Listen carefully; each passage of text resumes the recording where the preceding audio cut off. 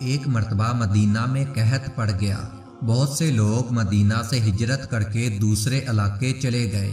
انہوں میں ایک عظیم خاندان تھا جو آل رسول صلی اللہ علیہ وآلہ وسلم سے تھا۔ یہ ایک بیوہ خاتون تھی اور ان کے ساتھ ان کی 7 کنواریاں بیٹیاں تھیں۔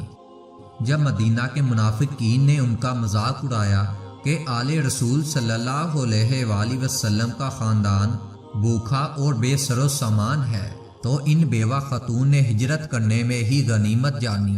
آپ اپنی بچیوں کے ساتھ بڑے تکلیف دہ مراحل سے گزر کر سمرقند پہنچی۔ راستے کی تھکان اور بھوک پیاس کی تکلیف نے مزید چلنے سے روک دیا، تو آپ ایک درخت کے سائے میں اپنی بچیوں کو لے کر بیٹھ گئیں۔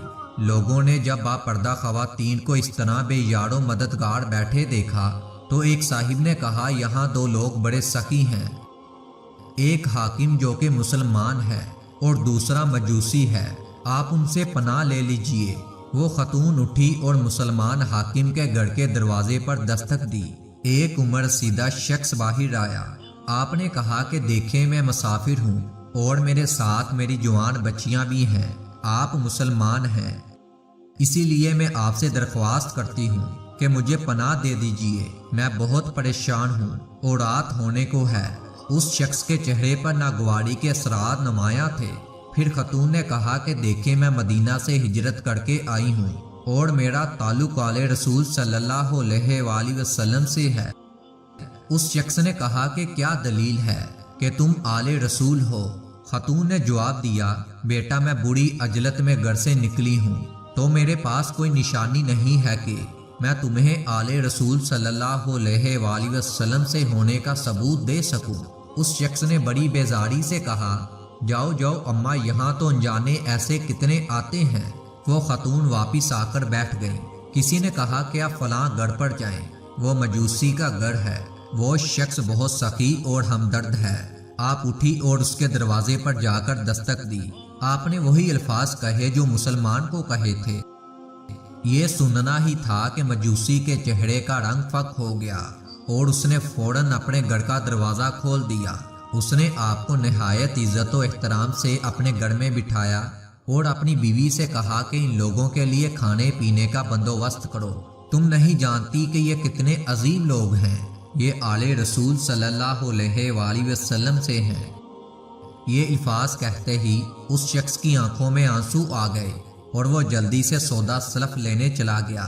ابھی اس واقعے کو ایک دن ہی گزرا تھا کہ اس مجوسی کے گھر پر ایک شخص نے دستک دی۔ مجوسی نے دروازہ کھولا تو پڑوسی مسلمان حاکم کو پایا۔ وہ ننگے سرو پیر تھا، وہ بہت پریشان تھا۔ اس نے کہا، تیرے پاس ایک خاندان آیا ہے، اس کو میرے حوالے کر دے۔ مجوسی نے کہا کہ اب وہ میری پناہ میں ہے۔ مسلمان نے کہا کہ جا تیرا کیا کام، تو مجوسی ہے، وہ مسلمان ہیں اور آل رسول صلی اللہ علیہ وآلہ وسلم سے ہیں، تو ان کو نہیں رکھ سکتا۔ مجوسی نے کہا کہ جب وہ تیرے پاس آئے تھے تو نے ان کو کیوں واپس کر دیا؟ اب کیا ہوا ہے کہ تو ان کو لینے آ گیا ہے؟ مسلمان نے کہا کہ جب میں نے اس خاندان کو واپس بھیجا اور میں دوپہر کو سویا تو مجھے حضور صلی اللہ علیہ وآلہ وسلم خواب میں نظر آئے۔ آپ صلی اللہ علیہ وآلہ وسلم نے فرمایا کہ یہ سامنے جو سونے کا محل ہے، ہیرے موتی اور جواہرات سے گندھا ہوا، یہ ایک ایمان والے کا ہے۔ میں نے کہا، حضور صلی اللہ علیہ وآلہ وسلم، میں ایمان والا ہوں۔ آپ صلی اللہ علیہ وآلہ وسلم نے فرمایا، تیرے پاس کیا دلیل ہے کہ تو ایمان والا ہے؟ میں گھبرا کر اٹھ گیا اور میں یہ سمجھ گیا کہ رسول اللہ صلی اللہ علیہ وآلہ وسلم نے مجھ سے دلیل کیوں مانگی۔ یہ سن کر مجوسی آنکھوں میں آنسو لیے زور زور سے ہنسنے لگا۔ مسلمان نے حیران ہو کر پوچھا کہ تم ہنس کیوں رہے ہو؟ اس مجوسی نے کہا کہ بن دیکھے سودا کیا تھا، تو نے خواب پورا نہیں دیکھا۔ جب رسول اللہ صلی اللہ علیہ وآلہ وسلم کے پاس تو آیا تو میں رسول اللہ صلی اللہ علیہ وآلہ وسلم کے برابر میں کھڑا تھا۔ جیسے ہی آنکھ کھلی، میں نے اور میرے پورے خاندان نے کلمہ پڑھ لیا اور کہا، جا اپنا کام کر، وہ محل میرا ہے۔ اس عظیم خاندان کی مدد کی بدولت اللہ رب العزت نے میرے سمیت میرے پورے خاندان کو ہدایت دے دی ہے۔ تو دیکھ کر سودا کرتا ہے، وہ ایمان والا میں ہوں اور وہ محل بھی میرا ہے۔